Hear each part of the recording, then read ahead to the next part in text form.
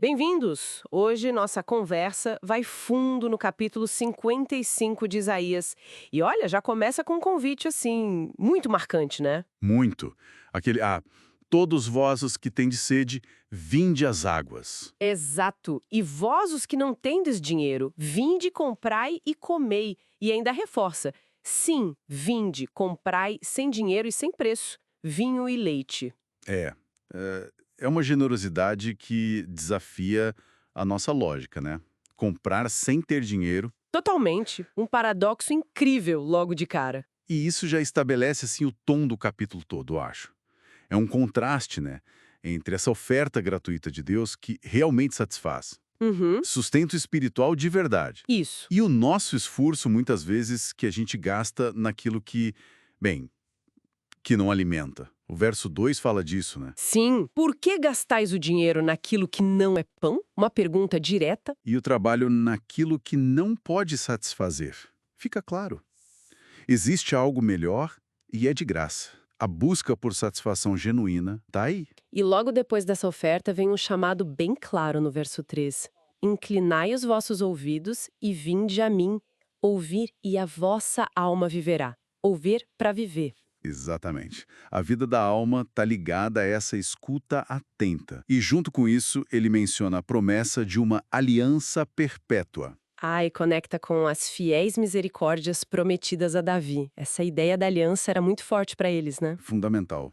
Remetia a toda a história, as promessas feitas a Davi. Ok, vamos tentar descompactar isso um pouco. Boa. Porque essa conexão com Davi, É um ponto de referência. Davi é citado no verso 4 como testemunha, líder. Mas o fascinante aqui é como Isaías pega essa promessa, que tinha um foco ali em Israel, e de repente expande. O verso 5 diz que nações desconhecidas vão correr para o povo de Deus, correr para eles. Por quê? por causa do Senhor, porque Deus os glorificou. Quer dizer, a promessa ganha uma dimensão, nossa, universal. A oferta é para todo mundo mesmo. Faz todo sentido. E isso conecta perfeitamente com o apelo que vem logo depois, né? Versos 6 e 7. Exato. Buscai ao Senhor enquanto se pode achar? Invocai-o enquanto está perto. Tem um senso de urgência, de oportunidade, né? Sim, agora é a hora.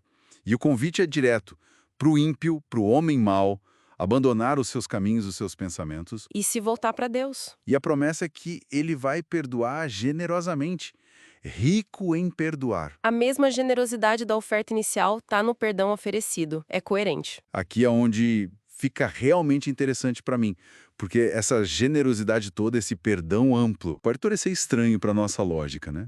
Como assim perdoar tanto? Exato. E aí vem os versos 8 e 9 que são uau. Poderosíssimos, porque os meus pensamentos não são os vossos pensamentos, nem os vossos caminhos, os meus caminhos, diz o Senhor. E a comparação. Assim como os céus são mais altos do que a terra, Assim são os meus caminhos mais altos e os meus pensamentos mais altos. Isso levanta uma questão importante sobre a transcendência de Deus, né? com certeza, os limites da nossa compreensão. Mas não é pra gente se sentir pequeno e desistir, eu acho. É mais pra dizer, confiem, mesmo que não entendam tudo. Meu plano é maior. E para reforçar essa confiança, ele usa aquela imagem linda da chuva e da neve, verso 10. Ah, sim. Que descem do céu e não voltam pra lá. Sem fazer o que tinham que fazer, né? Regar a terra, fazer brotar. Produzir semente, produzir pão, elas cumprem o propósito delas, infalivelmente. E aí vem a conexão direta no verso 11. Direta. Assim será a palavra que sair da minha boca. Ela não voltará para mim vazia. Antes fará o que me apraz e prosperará naquilo para que a designei. Então, o que tudo isso significa na prática? Significa que a palavra de Deus tem poder. Não é só uma ideia bonita, ela realiza, ela é eficaz. A mesma palavra que fez o convite lá no começo. É a palavra que garante o resultado final. Se conectarmos isso ao quadro geral, a confiança na promessa está na própria natureza de quem fala, na natureza da palavra dele.